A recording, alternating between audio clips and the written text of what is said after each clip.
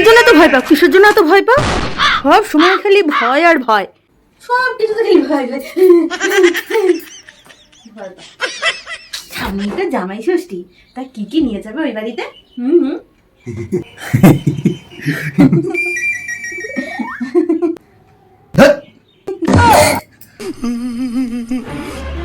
জামাই ষষ্ঠী? জামাই ষষ্ঠী তো না, জামাইয়ের টাকার গুষ্টি ষষ্ঠী। হ্যাঁ, কি বললে তুমি? কি বললে? টাকার গুষ্টির ষষ্ঠী? তোমার এত বড় সাহস যে তুমি নিজের শ্বশুর বাড়িতে যাচ্ছ জামাই ষষ্ঠী খেতে, আর কিনা বলছো টাকার গুষ্টির ষষ্ঠী? হ্যাঁ, কি বলবো? হ্যাঁ, তা কি বলবো? জামাই ষষ্ঠীতে যেতে হলে সেটাকে আমি টাকা ষষ্ঠী বুঝছি, আমি আর কি বলবো তুমি বলো? হ্যাঁ, ফল, জামা কাপড়, দই মিষ্টি সমস্ত কিছু তো সাথে করে নিয়ে যেতে হয়। হ্যাঁ, তারপরেও আবার শাশুড়ি মার হাতে কিছু টাকা ঘুষ দিয়ে আসতে হয়। হ্যাঁ, কি বললে? কি বললে তুমি? ঘুষ দিয়ে আসতে হয়? ছি ছি ছি ছি ছি। যা মুখে আসছে তাই বলে যাচ্ছ? আমার মা বাবাও তো তোমার জন্য নিজের টাকার গোষ্ঠীর ষষ্ঠী পুজো করে তোমার জন্য কত কিছু রান্না করে, আর সেইগুলো তোমার আঙুল চেপে চেপে খেতে খুব ভালো লাগে, তাই না? খুব ভালো লাগে। শোনো না, আমার মাকে বলো না ওই জামাই ষষ্ঠীর দিনে, হ্যাঁ, ভাতের সাথে একটু ওই বিউলির ডাল আর হচ্ছে আলু পোস্ত খেতে না হেভি লাগে গো। বলো না ওটা করতে। উফ, যা লাগে না,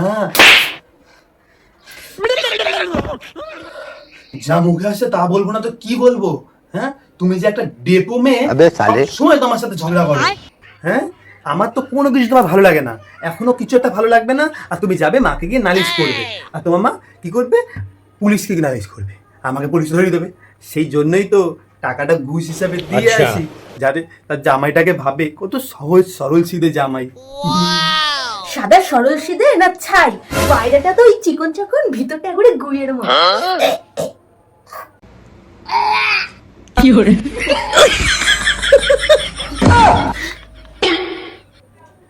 হ্যাঁ, বিয়ের আগে প্রেম করার সময় তো আমাদের গুয়ের মধ্যেই থাকতে চেয়েছিলে, আর আবার এখন দেখো সেই গুয়ের মধ্যেই পুরো মাথা গুজে রয়েছে, পুরো ওই গুয়ের পোকাগুলোর মতন।